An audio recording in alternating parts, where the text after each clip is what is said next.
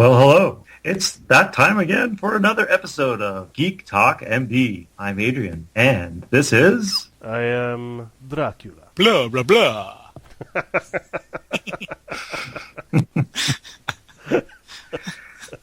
Seriously, guys, where are you? That was good, I thought. Okay, that was fun. You guys are geeks. Anyway, so this is Moses. Hi, I'm Dave. And thanks, Adrian, for helping us with the intro. Episode 14. It's going to be one of those episodes. Yeah, so this is episode 14 of Geek Talk MD. Woohoo! Woo, 14. Yay! And to help us with with this episode, we have not only Adrian, but another special guest, Samantha. Hello. Hi. Yay! Welcome, both of you. Do you do Good the thing job, with the nose, Age. Samantha? Thanks for leading us in. Good Do job. you do the thing with the nose, Samantha? No. Oh, drat. What was that? Bewitched? That's Bewitched. Bewitched. Right? Bewitched. Yeah. Okay, so what is today's topic? Today's Oh, topic. Go ahead. We're, This is your topic, buddy. oh, yeah, that's true. It is. It is. Well, I'm just, I'm not used to that. You turn down a lot of my topic, but anyway. Yeah, well, gotta keep them clean. Yes, Ish. yes, we'll do sorority girls any day now. You wish. Anyway, Today's topic is: was the book better than the movie, or was the movie better than the book? Book versus movie. Hoo-hoo. Head to head. All right, so we got lots of stuff to cover, so let's just jump right on into it. So I think the first one I heard about was from Mozes. Yeah. So what do you have? What do you have for us? H2G2, The Hitchhiker's Guide to the Galaxy. No more acronyms, please. My life is full of acronyms. It has to be one of my all-time favorite book series. I would also have to say it's also the best one of the best radio shows ever done. Yes. Unfortunately, the movie version, and I'm referring specifically to the one that was done just Which The recent one? Yeah, the recent one Yeah. with Martin Freeman as Arthur Dent Yep. was just horrendous. I mean, we've talked about that before, and I'm telling you, I think it was good. oh please! You think it was good? No, I think it was no. great. I remember the look on your face when they had the dolphin sequence, and you looked like somebody had just ripped your balls out Okay, and fed it all to right. your... Well, you mentioned that last time we Read mentioned this topic. Sorry, you're saying, Samantha? Have you read the books? No. He don't Well, read. He don't No, read. no. If you haven't read the books, no, I don't think you can pass. No, but no. To be fair to Dave, he actually introduced me to Hitchhiker's Guide to the Galaxy through the radio series. Yeah. And See, I'm not old enough for radio Oh. series. okay, Ooh. There it is. a little background for you young whippersnappers out there. Just hold on a second while I get my teeth. But the radio series was written first by Douglas Adams for BBC Radio, and Back in 1843. Go ahead, yeah. There was no radio then. I wasn't going to say it. They had telegraph. But anyway, So technically, it was written then.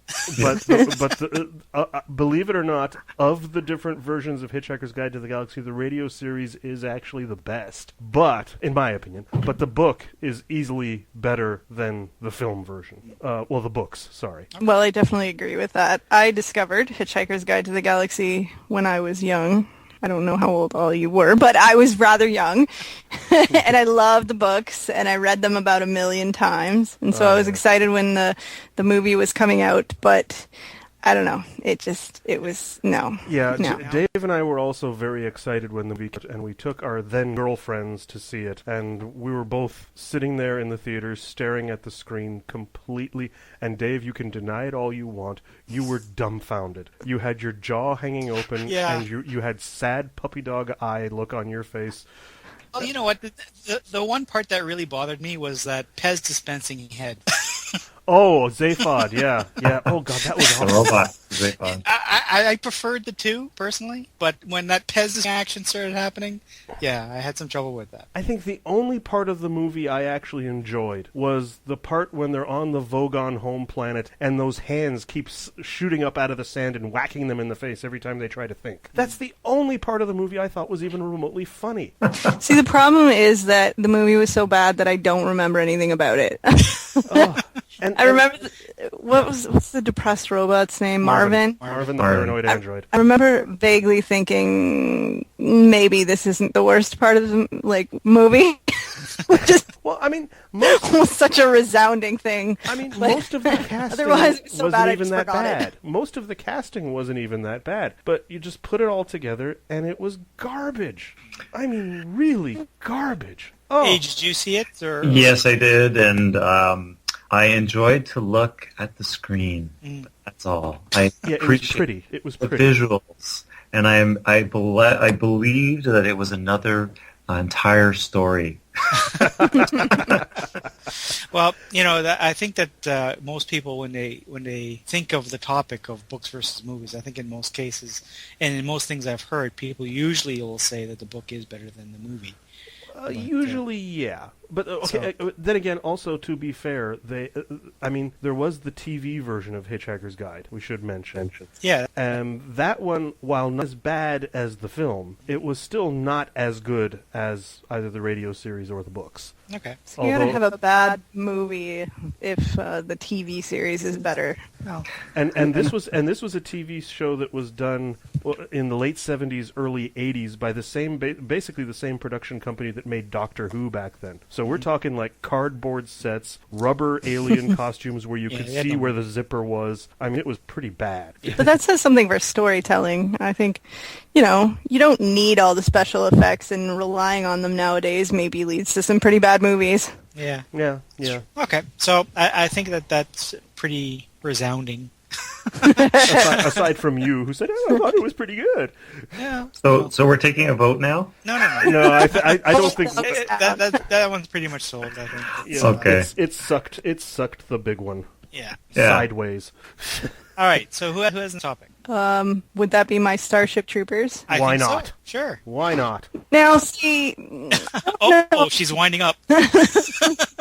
I don't actually know that the movie was worse than the book. It was just different than the book. Okay. Okay, forgive me. I've seen the movie. I haven't read the book. I'm embarrassed to it. So Robert Heinlein's book, he starts to, towards the end, get very preachy about his beliefs around war and what that means. And actually, in the book, he says that people aren't citizens unless they've actually been in the military, which none of that actually appears in the movie. And the movie's kind of goofy and campy, and there's a lot of violence and stuff like that. So they're completely two separate feels to them. Yeah. From what I understand, though, the movie was actually shot closer to the book, and the studio kind of butchered it when they did the editing. That doesn't surprise me somehow.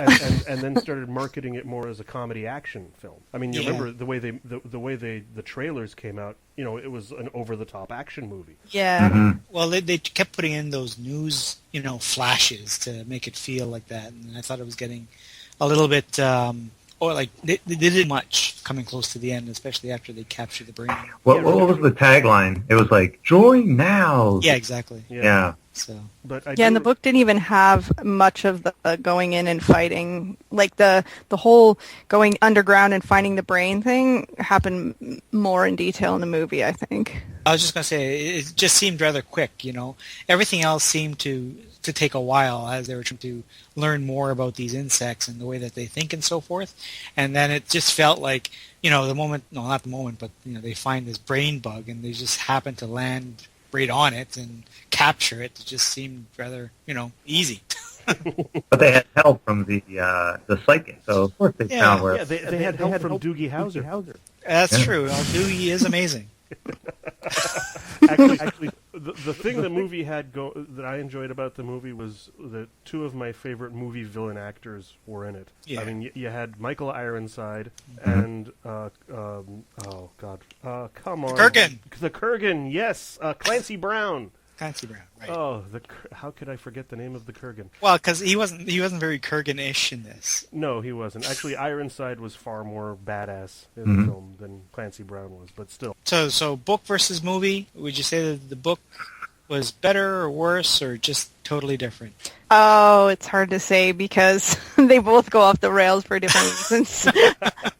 But I like the main character in the book better. Like, you got right in his head and you were right there on the battlefield with him. So I would say the book. Yeah. I have to disagree. I like the movie. It is campy, but it's violent and it is exciting, and I don't know what I was actually drinking when I watched it, but I enjoyed it. Well, you should have passed some of that around. Yeah. But, you know. Did you actually read the book, though? I did. And you liked the movie better than the book? Yeah. Oh. All right. So what was it about the book that you didn't like? Oh, As much as so I think that I've read a lot of like military style books, and I don't know. I guess the whole, getting conscripted and I'm going to do this and that, and I don't know. I was not too excited about that. I didn't connect maybe as much as some of the other books I've read, but I really didn't have high expectations of the movie at all. Maybe because I agree. Liked the book, and then I was like, yeah, I like it. I like the 3D. It was one of the movies where there's full 3D CGI of the insects, and you know what, I'm giving them props. All right. Well, there you go. Okay. So we have a mixed bag decision there. Yeah, they showed boobs. There was violence, boobs, everything. Like, come on. All right. Yeah, and you can't see boobs in books, so I mean, well, unless they have pictures. movie's always going to win. Speaking of which, I'm going to compare. I know it's not quite book, but I'm going to compare a movie to the original comic now. Uh-oh. Hellblazer from DC Vertigo, the character of John. Yes. Now I'm specifically pointing my finger at Keanu Reeves. Constantine film, not the Constantine TV series, which I thought was very good and didn't get a chance. But the Constantine film sucked huge. It was awful. It wasn't humorous. It wasn't nuanced. It was just awful. I mean, they didn't even come close to the intelligence of the comic book. I mean, oh my God. All right. Well, did anybody else read the book or comic or? I did not. I saw the movie. Mm-hmm. I didn't mind the movie, to be honest. Yeah, but you never read the comic either. Yeah, I know, but I didn't mind the movie. This is a one-sided conversation. Yes, you need to choose books that everyone has read. Well, I mean, I'm not gonna get into the whole. I mean, although I did at the time, I'm not gonna get into the whole argument like they did with the James Bond thing when people started suggesting Idris Elba for Bond. Because the character doesn't. I mean, Keanu Reeves doesn't look anything like the character. He's not even the same nationality. But No. But hold on. We're doing too much critiquing of the movie. Yeah, but the thing was that the comic was humorous. I mean, it was a very dark, black. Really, I would not have guessed that from the movie. Oh God, yes. I mean, from start to finish, everything about the comic is funny, but not like knockdown, drag out, slapstick funny. It's a very dark humor. Well, now I want to read the comic. Yeah, I mean, I don't think I've ever read a comic in my life. part of the storyline that they used in the movie is that he finds out he has lung cancer, and so in the comics, what he does is he sells his soul to all three lords of hell. There's in the comics, there's three competing lords of hell. So he's unbeknownst to each of them, he sells his soul to all of them. So none of them can claim his soul without starting a war in hell, a three-sided war. Well, that makes a lot more sense than whatever happened. Yeah. The first of the Fallen, one of the main villain of the comic, actually, when he cures Constantine's cancer in order to prevent war with his other two counterparts, then for the third time in the series, Constantine gives him the finger. Yeah, well, I mean, it sounds like that. There's obviously a lot of backstory going on there, mostly focusing around these three demons or devils that are competing for control, and less about Constantine and dealing with this love interest of his, which the movie needs to be in order to be that's just it. In the comics, Constantine, I think only twice in the entire series does Constantine ever really have a love interest. One of them dies, and the other one basically tells him to piss off because all these demons and other mystical beings keep showing. It really respected a lot of the occult imagery instead of coming up with nonsense that no one had ever heard of that sounded good or looked cool like they did in the movie. In the comic book, they actually referenced stuff that has been either in mythology or in real life has existed over the years, like the Shroud of Turin or the Holy Grail. But I mean, for God's sakes, when you're coming up with holy brass knuckles and the holy shotgun, holy mackerel. Seriously, I mean, you might as well have had the holy hand grenade of Antioch. Oh, that would be awesome. 1, 2, 5. 5. 3, sir. 3.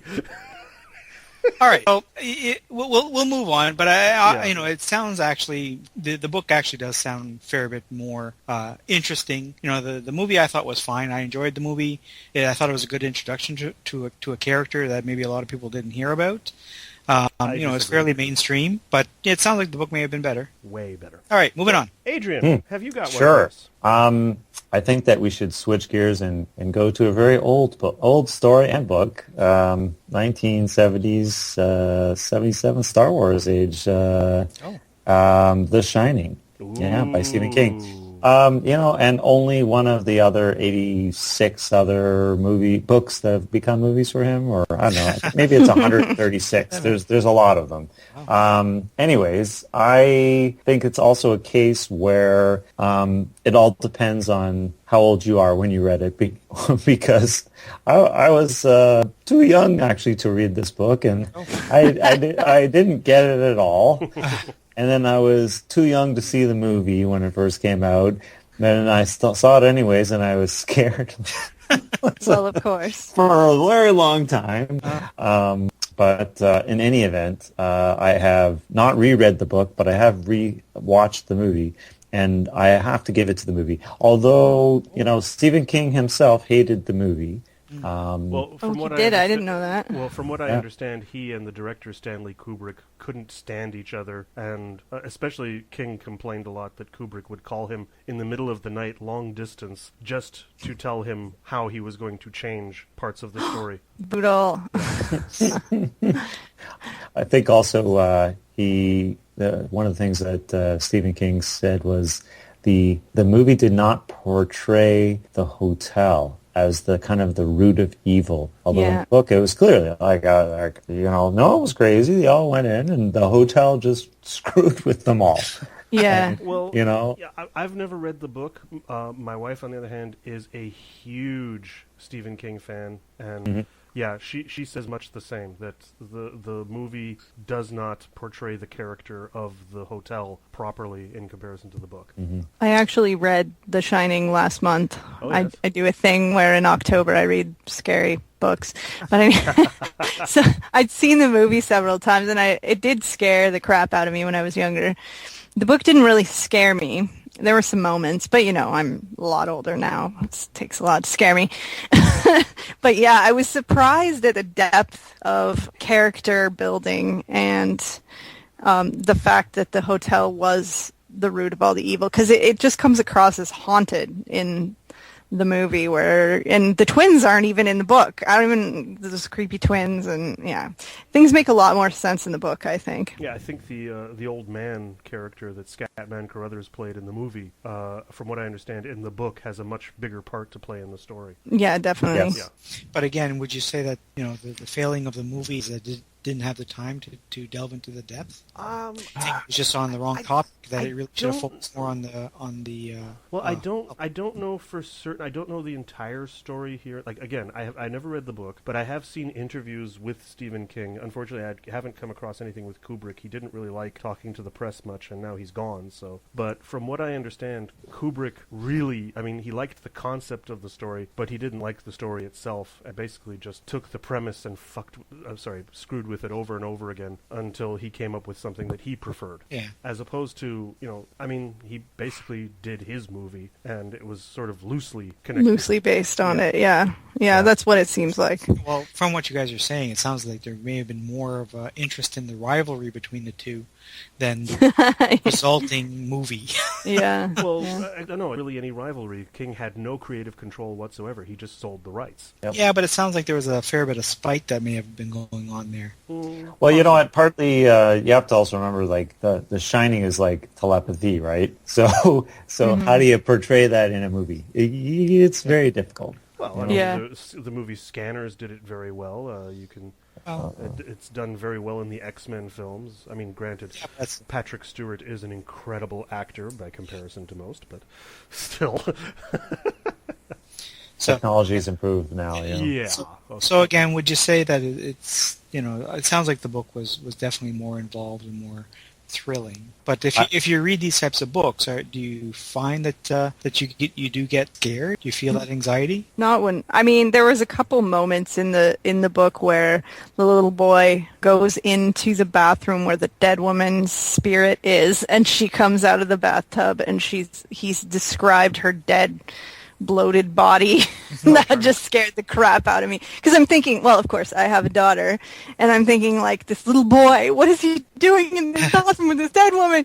But that was the only point in the book, again, last month when I read it, that really scared me that much.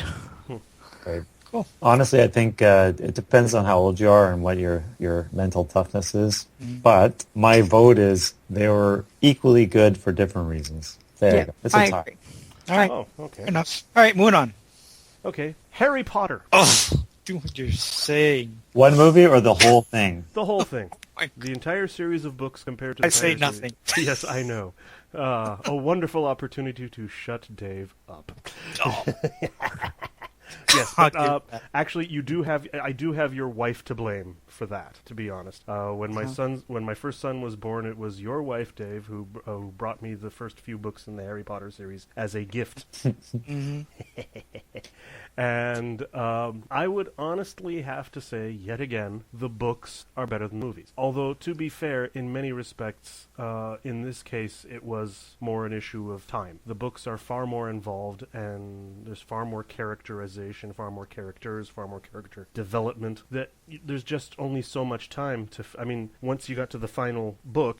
They had to split it up into 2 separate 3-hour movies, and even But that then, was for money. Money. Well, no, actually, Money. I think it was Cha-ching. more a case of there's just too much. Because Yep. Cha-ching. what? Too much money on the table. Yeah. I mean, Let's spread sucker out. no, I'd say that more for Lord of the Rings than the Harry Potter series, That too. and especially Well, the all Hobbit. of them. Oh God! But we'll get to the Lord of the Rings later. Yeah.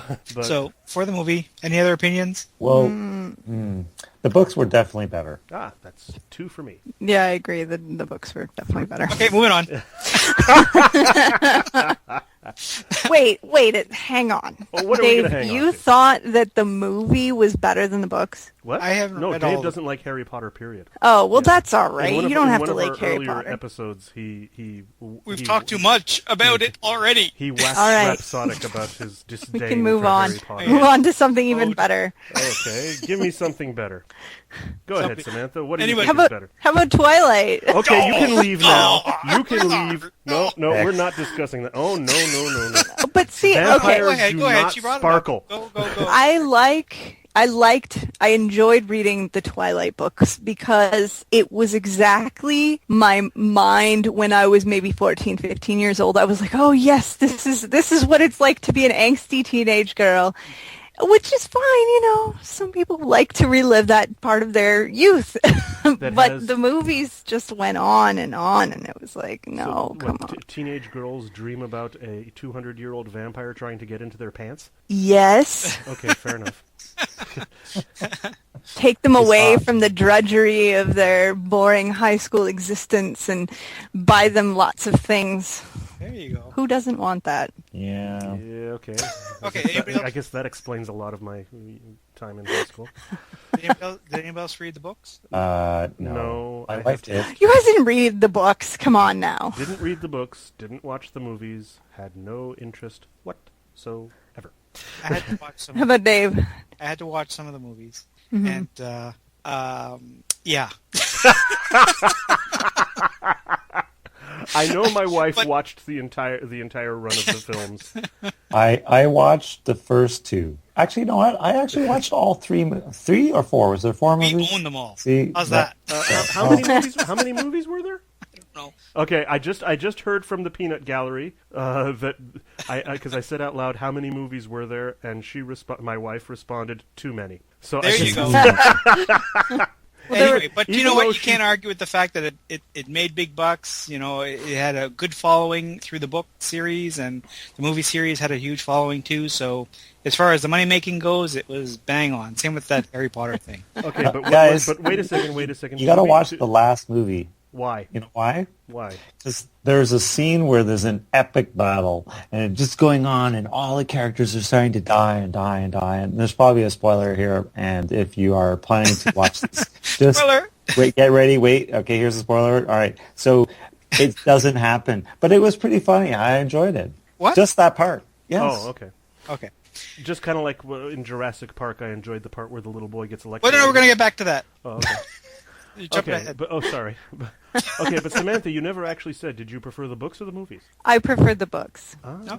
because the movies were kind of boring. Like I don't know, they just stretched things on too much, and there wasn't the getting in her head kind of thing that happened with books. Was there getting Although in the your books, pants? well, I think by the end, she had a baby and it was a vampire. By the end of the books, it was kind of ridiculous, but the books were still better. All right, moving on. Okay, well, I think we've done enough. I'm sorry, spoiler alert. Okay, I think we've gone enough into books being better than movies. Does anybody have? Okay, I'm gonna. We haven't. No, I've got one. Oh, what? I've got one. What did you Okay, got? go. Okay. So Please take us away. the movie that is absolutely better than the book, in my opinion, is Mary Poppins. I'm sorry, it's a kids movie, but I like it. It's good, and Wait, the book so is horrible. You're I saying, could not you're even saying finish the it. movie is better. Absolutely, the movie is better. Okay. Anybody else read Mary I've Poppins? never read the books. Thank God, no. But the movie was a big part of my childhood, and yeah. He's saying childhood to save face. No. But I did also see the movie Saving Mr. Banks, which was about yeah. the what happened when they tried to make the movie, and how I can't remember her name, the author of the Mary Poppins books, basically put Disney and his staff through hell just trying to write the film. P.L. Travers.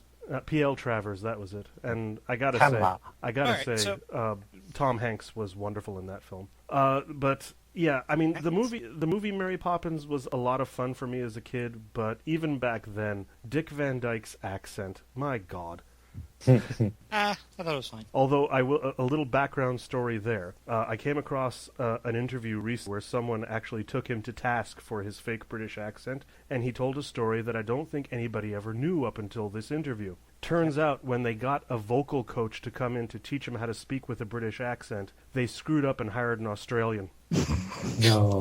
That sounds hilarious. better. That makes more sense. Doesn't that just explain everything now, Yeah, people? that does make more sense.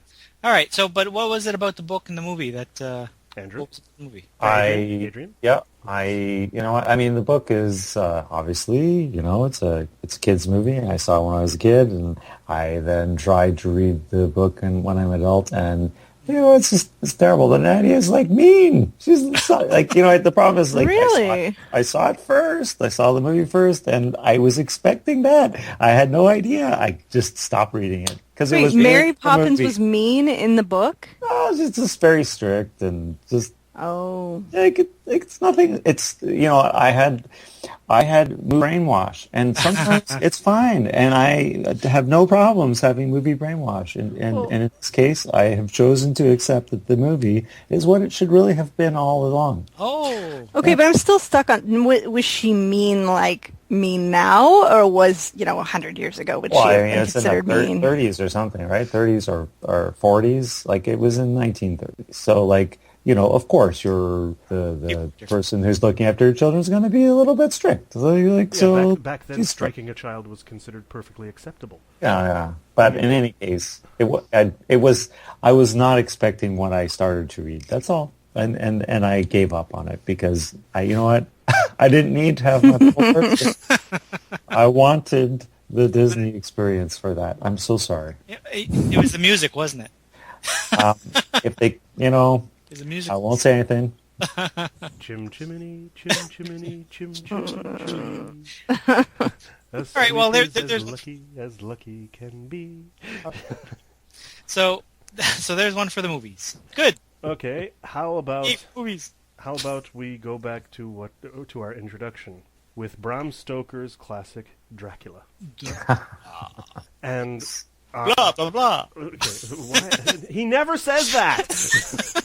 Not in any of the film versions. Not in the book. He never once says blah. He never even says, "I've come to suck your blood." Never. Really? Well, that's just disappointing, is what that is. That was a missed opportunity. You should have said. Okay.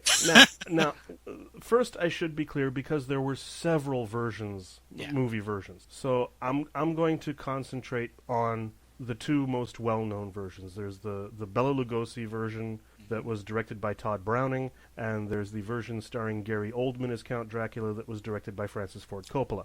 What? Gary Oldman plays Okay, go on. I'm just gonna. Oh wait, you haven't heard the rest of the cast. You had Gary Oldman as Count Dracula, Anthony Hopkins as Van Helsing. No. Yes. Winona Ryder as Mina Harker.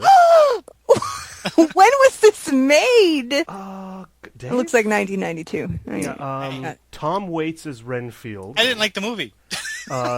Carrie Elwes as... This cast. Look at this cast. Yeah, Carrie Elwes was in it. But then you get to the part of casting where you just want to go, who the hell came up with this one? Keanu Reeves as Jonathan Harker. Yeah. And if you want to talk about, and I'm sorry, I take back what I said earlier about Dick Van Dyke's fake British accent. Keanu Reeves is worse.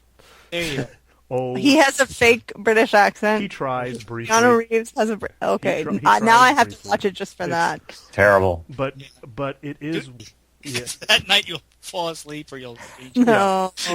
it's definitely the most gory version of Dracula I recall ever seeing. It's one of the most faithful to the book, and it's also one of the most, for lack of a better description, pornographic. Wow. Look at all these... So Adrian should be very happy because there's plenty of boobs. There's a lot of boobs in it. A lot of Yep. boobs. How A does lot that of nip compare to slips the book, and- though? I mean, Sorry? if you're saying that was closest to the book, then what are you saying about the book? Well, no, the book actually. You see, there's many huge differences between the book and the film. For the most part, in the book, Dracula isn't so much a terrifying monster as he's a dirty old man. Really, honestly, if you read the book, and It's you know, been a if while, you're going, but yeah. if you're going with the Coppola version, yeah, they made it a lot more lurid, a lot more action packed than the book. How does it compare to the book? Honestly, I have to say that it's still better than the book. Honestly, the book is kind of boring. Really? Yeah. Well, it's a classic, so what do you expect? I'd even have to go so far as to say same thing for Frankenstein. The original Karloff Frankenstein film was better than the book by Mary Shelley. Really? Interesting. I have trouble with pacing in classics. Like, I recently read The Count of Monte Cristo, and it was just so slow. And I've read Dracula. Yeah, it's too slow for me. Things don't happen. I want things to happen. Yeah, you want to talk about things not happening? I thought both were absolute crap. The interview with the vampire stuff in both cases of the film and the book. I mean, my God, at every point when you expect something to happen, it doesn't. It just, I even said this. I actually in high school I had to write a book report on Interview with the Vampire, and almost every paragraph started with "and nothing happened." I thought about reading that book recently, and I'm kind of glad that I haven't. Oh God! I don't understand the attraction. You know what? I do understand the attraction. It's the same crap as Twilight and 50 Shades of Grey. It's teenage girl porn. So, Moses, I was surprised that you didn't bring up Dracula Dead and Loving It by Mel Brooks. I considered doing that, but no. To be honest, Isn't that where the blah, blah, blah comes from? No, I'm sure. no. Oddly enough, it doesn't. I took that from Hotel Transylvania. Yeah. Oh. Yeah, it's a running gag throughout Hotel Transylvania, but Okay. Which is actually a very fun movie. Yeah. But It's great. That's good. But yeah, honestly, I can't sit through Dracula Dead and Loving It because Young Frankenstein, also by Mel Brooks, was just such a masterpiece by comparison. The Dracula Right. Dead and Loving It is just such a horrible letdown when you consider what they did with Young Frankenstein. Actually, until you mentioned it, I had totally forgotten about that Mel Brooks version of it. I wouldn't even have remembered it until you started saying. Yeah. Definitely wasn't a fave. So, Dracula, book versus movie. You've mentioned two movies. So, which would you say? Yeah. What about more vampire stuff? What about Buffy the Vampire Slayer? Movie first, maybe? Books after? Oh, interesting. So, which came first? Books. No, sorry, movie. Movie came first? Movie, then TV series, then books, no? Yeah, movie, TV series, then books. That's just a big marketing ploy. Yeah. let's see, how can we make some money by throwing together some things? Yeah, but wait, hold on. Did it even have a movie? Yeah, the Or was movie it came Buffy, first. yeah, The Buffy movie came was first. It was actually a movie? I just thought it was a TV series. Yeah, it was. Oh God, I can't even remember who was in it. I can't remember who played Buffy, but Luke. Oh God, what was his name? Anyway, it doesn't matter. Donald Sutherland played. Donald Sutherland played and Christy Swanson was Buffy. Yeah, but Oh, what was hey. the boyfriend's name? What's the boyfriend? He was on boyfriend? Beverly Hills 90210. We have a Paul Luke Perry. Rubens. Luke Perry. Luke Perry. Wait, Perry. Paul Rubens was in this. Yeah. Wasn't he? Yeah, Pee Wee Herman. TV Herman. He was funny in it. God. He had other characters. The only problem was that once he became Pee Wee Herman, he buried himself in that character. Yeah, well, that's true. All right, anyway, so Book versus movie. There was actually a movie, and apparently there were actually books, but the book came after the movie. So did anybody read the books? Nope. No. All right, I don't think anybody needs to read the books to know how terrible. I've already learned more than I think I need to know. But But it the didn't TV have show a- was good. The TV show was good. The creator of the TV show and the movies was Joss Whedon. And Really? all hail Joss Whedon. I mean, Firefly and... Yeah, Yeah, well, they can't all be winners. beautiful. But even he has said in interviews that the movie, he didn't have any creative control over it. Like, he wrote the script, and then it basically got taken away from him. Which was So- what? This? Buffy? What? Yeah. Okay. For the movie. And then the TV series, he actually had most of the control there. And then Fox just, went bananas, from what I understand, with trying to market it. And he had no control over all of the all the ancillary stuff that came out after the fact, Like the books like the books, that look terrible. if you say so. But the comic books All at the right, so end are if actually good. anyone out there is listening and they've read the books, we would love to hear your opinion of the books versus the movie. But until then, let's move along. In books versus movie, the TV series wins. Yay, TV! Ding, ding, ding, ding. Okay. All right. Samantha, have you got another one for us? Of a movie that was better than the books, say? Yes. Which one? So when I was in my teenage years, Again? I saw the bestest movie The bestest movie. She's regressing. called Jurassic Park. And I went to the theater over and over, and I sat in the darkened theater, and when And stared at Jeff Goldblum's hairy chest, didn't you? That one scene. maybe, but that's not what we're talking about right now.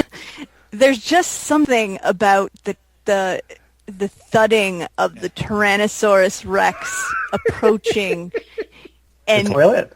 yeah, well that was pretty, yeah. I'm kidding. Sorry. All right. I thought you were going to say But- the thudding of your heart after you saw Jeff Goldblum like that. But That as well. okay, but yeah, no, Is that's superimposing that his scene. feelings over yours. Yeah, Yeah, I thought that might be.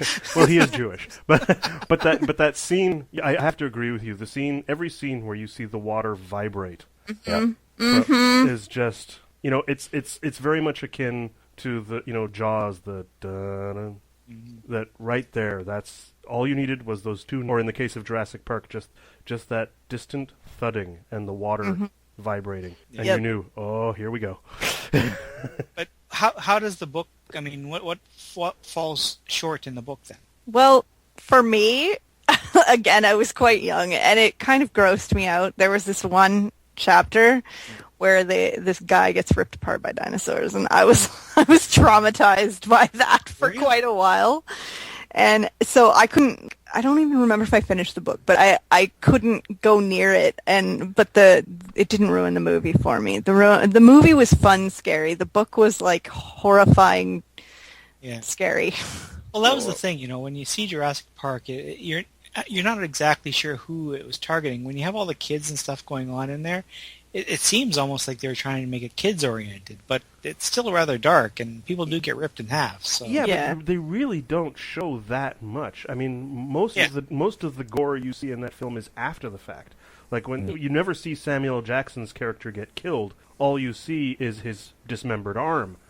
Well, that's the thing. You never see Nedry, the fat programmer, get killed. All you see is the fake shaving cream can getting covered in mud, while in the background you hear him getting torn to pieces. You don't see it. Yeah. The gore It's like is the actually, Alfred Hitchcock kind of don't show it to them, let their imagination run wild thing. very, very true. In the film Psycho, you never actually see Janet Leigh getting stabbed. Yeah, but you have a different audience then. It's a different time. It's a different audience. No, I don't think that matters. It's still, It does- whatever's in your imagination is scarier than what you can see. I totally agree, except that you have to remember that the audiences were different then than today. This is true. I think that audiences today don't have as much imagination. Well, I don't know about that, but No. That was harsh. yeah, I I don't necessarily agree with that, but I think that there's a greater tolerance to different types of violence that Yes. totally, got I'm the movie sorry. banned back in the day. For sure. I'm sorry. I mean, you've got movie theaters now that have that give you IMAX, 3D, and your seats being No, shaken you're around.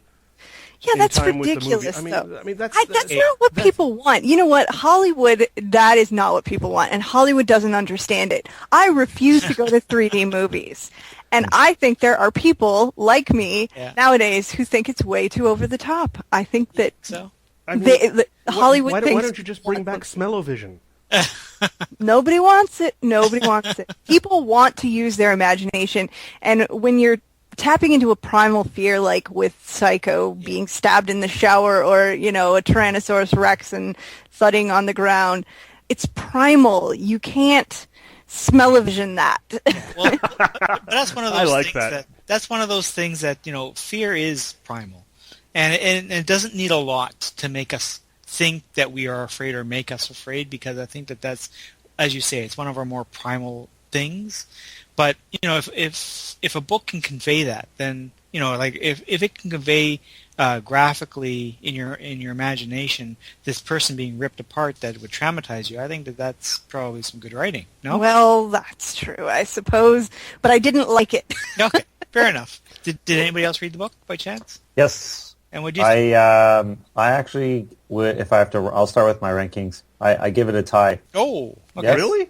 Yes. Okay. Partially because I am a mathematician, and I found the discussion by Michael Crichton of chaos theory to be very interesting. Okay. And so it was a blurb, very small discussion by Jeff Goldblum's character in the truck, and that was it. But in the book, it's kind of referred to again, and it was well described. So I enjoyed it for that purpose, that reason. The book, you mean? The book. Yeah. The movie, obviously, come on, the CGI at the time Yeah, sure. was just knocked your socks off. The scene with the water, the adrenaline pumping. It was a good movie. The kid Well, I have getting to say- electrocuted. The What? kid getting electrocuted. I practically jumped up in my seat applauding. Yes! Wow. Die! Die! There's a brand new side of. Aww. I think that you've just changed your perspective on how people are gonna view you now. I think. I don't think so. I think there's a whole bunch of people out there that just want the annoying kid in movies to die. Yeah. Okay. But anyway, I did. Of course, didn't read the book, but the one problem I had with the movie was, and I don't want to really critique the movie, but this is why I was curious to see if they had the same type of problem in the book, and that was they seemed very ill-prepared to deal with these monsters when the fence was down. Was there a similar type of thing in the book?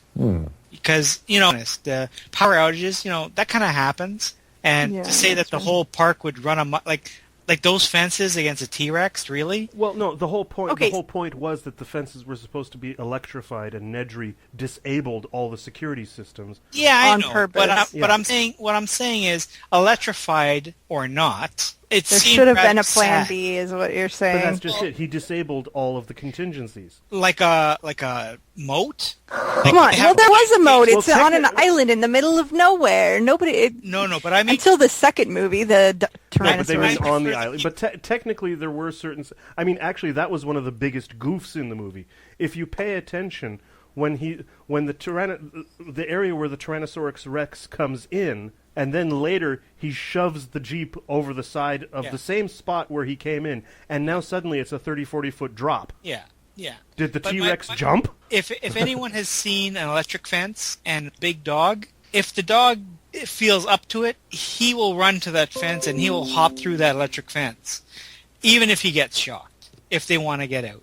And I'm sorry, a T-Rex has probably the same size brain as a dog. So, actually, if it wanted to get out, Don't they have two? No, proportion. No, you're thinking of the Apatosaurus and the Diplodocus. No, yeah. But actually, proportionately, no. A T-Rex has a much smaller brain.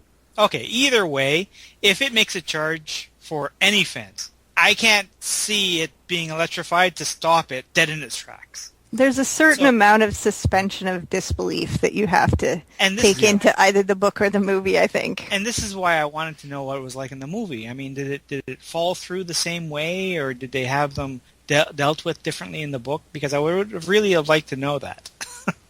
Anybody? Do you remember? No, I don't remember. No. All right. You don't remember, or just no? I don't remember out front, no. Okay, fair enough. It was just something that has always bothered me about the movie itself. I like the movie on the whole. I think I would justify most of the stuff in that they were all of the techies, every aspect of it, from the people doing the DNA analysis to the people writing the software, they all felt like they were, they had nothing to worry about. They were so good at what they were doing, there was never going to be any problems. Yeah. So when one of them decided to actually screw around, then, that's what happened. Because everyone assumed this is one of the best people in the world that's going to do this, and there's not going to be a problem. So many backup systems. Oh, they're all turned off. Done. Yeah, but as Ross pointed out in a previous episode, it was very much, in many ways, it was pretty much a remake of another Michael Crichton story, Westworld. And, the fatality-wise. And no one ever thought that anything could go wrong. And right. Let's face it, but, it did. Yeah, this is again... There's a real-life thing there with the Titanic, right? People are like, well, the boat's unsinkable. Don't worry about it. Yeah, that's true. So, yeah, fair enough. So that's where my question was, is for if you had read the book, if you recalled, if it hashed out that same way or not. Okay, so moving on, if I can throw in one or two other examples. And if we're going with sci-fi, one of the most famous sci-fi properties of all time, and they're now talking about a sequel, Blade Runner. Okay. Did anybody else read it? Well, okay, first of all, you have to be clear. The book wasn't titled Blade Runner. Right. The book was titled Do Androids Dream of Electric Sheep. It was written by Philip K. Dick. Oh my god, I did not know that. that was the book that... Okay. Yeah. And, wow. And believe it or not, even though Philip K. Dick is considered to be one of the greatest science fiction writers of all time, he's, in my opinion, not that good. I mean, he wrote Do Androids Dream of Electric Sheep, which became Blade Runner. He also wrote another story called We Remember For You Wholesale. You know what that book, what the movie was called that was made from that book? No. Total Recall. Oh, yeah. What was the name of the book? We Remember It For You Wholesale. Wow. Okay. Yeah, and yes, a Schwarzenegger movie was better than the book. Wow. And speaking of Schwarzenegger movie, shock. and speaking of a Schwarzenegger movie being better than the book, now I'm going to rag on Stephen King. The Running Man. Okay. The Running Man was actually written by Stephen King under the pseudonym of Richard Bachman. Okay. What genre was that? Science fiction. Sci-fi. Science fiction. Because his fantasy series, I've heard, is not so great. He does great with horror, but... Actually, no. The Dark Tower series, it's a cross between fantasy and Western and horror, but actually it's pretty amazing, in my opinion. Really? Yeah, That's not what I've heard. But did they make a movie out of it? They're going to. Actually, it's going to be a movie and a TV series running concurrently with each other. Okay, well that's off topic. So And it being when we do, we can do a part 2. It's being produced by Ron Howard. Okay. Thank you. Uh-oh. All right, so you were comparing. Blade Runner. Oh, yes. Dear God. Do Androids Dream of Electric Sheep? I mean, it's the exact same concept as Blade Runner, but the book is so boring. Oh, my God. and you know what makes I can hear your eyes rolling. Oh, God. And you know what makes this book even worse is that because it's considered one of the greatest examples of science fiction literature of all time. If you take any kind of literature course in high school or university where the teacher thinks that they're cool and decide the book they force you to read. And, it's bad enough to be forced to read a book. It's even worse when it's a book that's absolute shit. And this book is shit. Did anybody else read it by chance? No. Oh, All right, so we'll take your word for it. Oh, God in heaven. He goes on forever about, because it's right there in the title, Electric Sheep. He's got an electric but how sheep. similar was it to the movie? The concept is exactly the same. There are certain scenes that are exactly the same. It's just that he goes on and on and on about things that really have nothing to do with the main part of the story. All right, well, speaking of moving on and on without the story, how about Lord of the Rings? Oh, Anybody have any God, comments going about that? on and on and on.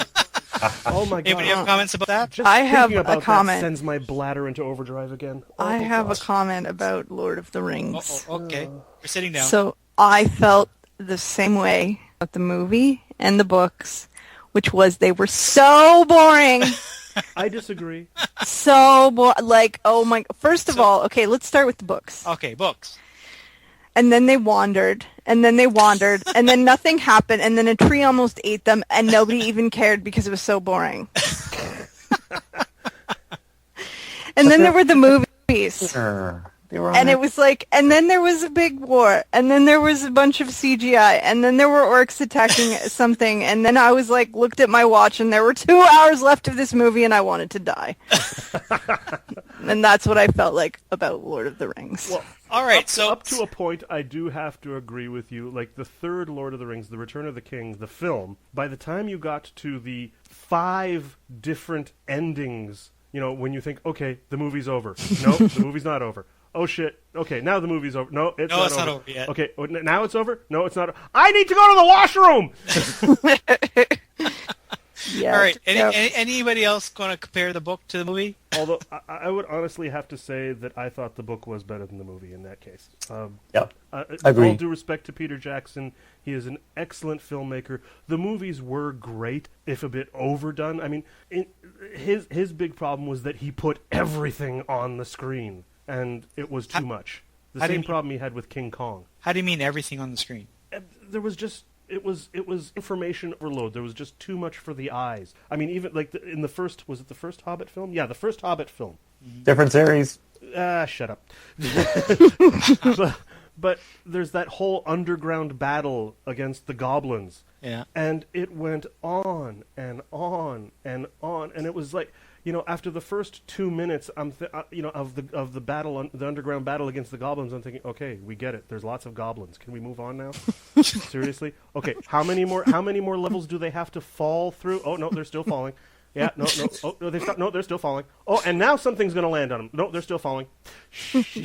Now, do you think that is because of... or the Goblin King? I'm sorry, I'm sorry to interrupt you, Dave. But seriously, did the Goblin King really have to be that detailed? Did you have to be able to see every single pustule, every single wart, every single bit of excreta dribbling from every orifice? No! See, this goes back to what I was saying earlier. Our imaginations are sufficient in some cases. Yeah, but maybe he's saying that it isn't. I'm saying that it is. There was just too much on the screen. Well, you know what? I did read The Hobbit, actually. And the one thing that I was disappointed about in the movie was that whole the troll scene where the sunlight's going to kill them and turn rock. Where the 3 trolls are trying to decide how they're going to cook them. Yeah, so I liked the conversation that was in the movie, but I just didn't like the whole way that that whole piece sort of played out because, it was what I remember from the book was it was an opportunity where the character came onto his own. He was slowly evolving. Sorry? Frodo. No, Bilbo. Frodo. Well, Bilbo. And he was he was the Hobbit before, but he was starting to become the adventurer, the independent thinker, the having the ability to work, solo. And that was, in my opinion, a very important scene on how they did it in the book that just simply didn't come through in the movie. But that being said, I did enjoy the Lord of the Rings movies. Well, I would agree that I enjoyed them. That was just too much, and because of that, I would have to say the books were better. What about Dune? Oh, Frank Herbert. Frank Herbert. So And Sting in the Electric Blue jacket. Oh God, yes. all right. So The spice. The spice. I forgot the quote. And- The and- spice. She's. What the heck is the quote? Oh, I don't remember. Oh, But come on. again, too many pustules. Yes. Oh, all right. dear But Lord. okay, book versus the movie. So what are we saying? Oh God. the book was really good. What's it? Yeah, the book is very, very good. Yep. I haven't seen the movie though. I have to be honest. Well, the thing is, it's hard to say. There've been two different versions of just the movie. There's the original cut, and then there was the so-called uncut version, but both have been roundly panned by the original director David Lynch. So he's had his name taken off of the. Yeah, but I don't care if people take their name or put their name on. How was the movie? I enjoyed it. I enjoyed it. I honestly have to say that that's one case where I would say 50-50. Oh, really? When was it made? 80s. Yeah, Yeah. totally. I wouldn't like it. 1984, Yeah. right? But you know what? The mini-series that came out much later, I with really Joseph. enjoyed that. Never got around to watching it. I heard No? it was actually quite good, but Yeah, I enjoyed it. Interesting. I mean, it had more time. Obviously, it's that whole time versus, Yeah. storyline. Well, I mean, one of the things that people complained about the movie was they said that it was too long.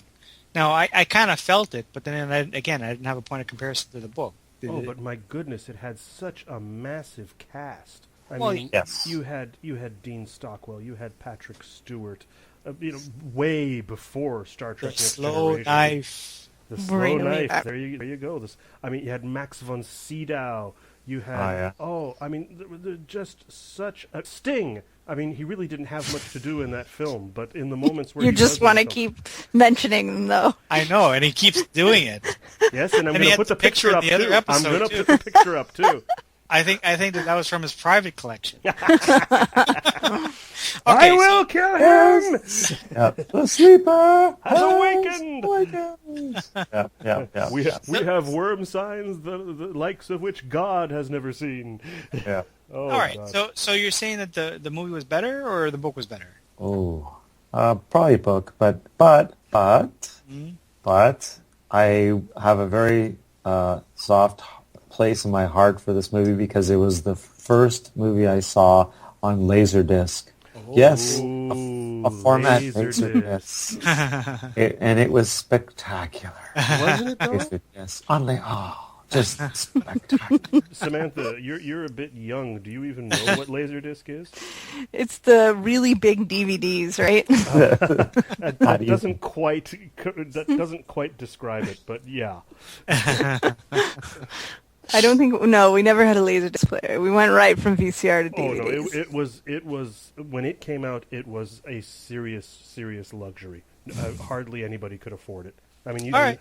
but I mean, I remember when I was in university, they had a Laserdisc player, and they had a copy of the original King Kong on Laserdisc, and I watched that, and it had a commentary track with Leonard Maltin. Not a commentary Oh my goodness! track. With Leonard Maltin, and Be then- still my beating heart. And that was also one of the. And they also had a copy of Nosferatu, the original silent version. And oh wow! All right, thank you for all of that, Moses. So let's wrap. It's obviously wrapping. I'm also going to say the James Bond movies were better than the books. All right, great. Thanks. Awesome. Okay, so Geek Talk back. There is none. Oh yeah, okay. I saw your. I've listened got to a your better first idea. one. I think was that we. good. What? I listened to your first one and I liked it. Oh, thank you. There Very we go. good. We have some talk There you- back. Okay, but I understand though that we have a couple of things to plug though. We do. Samantha, correct me if I'm wrong. You've written a book. I've written more than one book, but there's only one available for anyone to read at this point. Okay, and what is it? What's the title? It's called Guarding Angel. Guarding Angel, and the author's full name is Samantha. Forgive me if I mispronounce this. Sabovich. I write under a pen name, actually. It is S.L. Saboviec. Saboviec. Okay. Yes.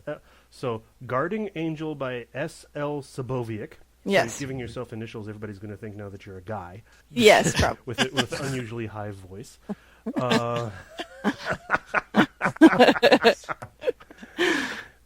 Shades of J.K. Rowling. Right. But and okay, it's been published through. I published it myself. I well done. did all the work Yeah. to hire an editor. Well, actually, several editors. So self-published, and it's available. You can get it in paperback on Amazon or Kindle, Kobo, Nook, and Google Play if you prefer an electronic version. And the sequel is coming out in a few months in April 2016. Very good. And what genre is it? Horror, romance, sci-fi? What? It is fantasy. Ha! Fantasy. And Can you give a high level? Yes, so it's about a guardian angel, and she struggles to watch over her wards properly, and then she gets embroiled in a war in heaven, basically, and she gets yanked around, and there's demons and fights and Exciting. exciting things like that. Excellent. so, Excellent. check out Guarding Angel, available through pretty much all of the ebook platforms, and also available in paperback through Amazon. Yes. Nice. And you have a website, so we'll post that up too. Yes. Okay, just gonna send it to you. Okay. And Adrian has oh, Well, some. I didn't write it, but my wife wrote a lovely book, which okay, is so she's the talented one, and you're just she is a luddite. talented, Yeah. and Andrea Spence-Acinelli, and her book is actually 13 short stories that are collected, and it's called Matching Panties, 13 Tales Unmentionables. So it's right up Moses' alley. Yeah. Cool. And where can we get that? That one's on, well, you can go to Amazon, or you can go to Chapters Indigo. I think it's published by iUniverse. Okay. So, yeah. Good stuff. 2007, though. You know, it's been around. Maybe we should write a book. Yeah, right. All right. Well, that's good. You know, there's talented people out there. Yes, there are. There's lots of Hey. talented people, Yes, indeed. and one of them isn't Philip K. Dick. I'm gonna get comments for that. Please send your comments directly to Moses. Okay, so I guess that's everything. That's it for us tonight. Okay, then. Pack up your lucky dice. Actually, sorry. No, wait. Thank What? you, Samantha. Thank you, Thank you. Adrian. Yes, You've both indeed. been wonderful guests. Thank you so much. And now, Thank pack you. up your lucky dice, put away the Chinese food menus, and we'll see you next time on another episode of Geek Talk MD. Good Good night. night, everybody. Good night. Good night.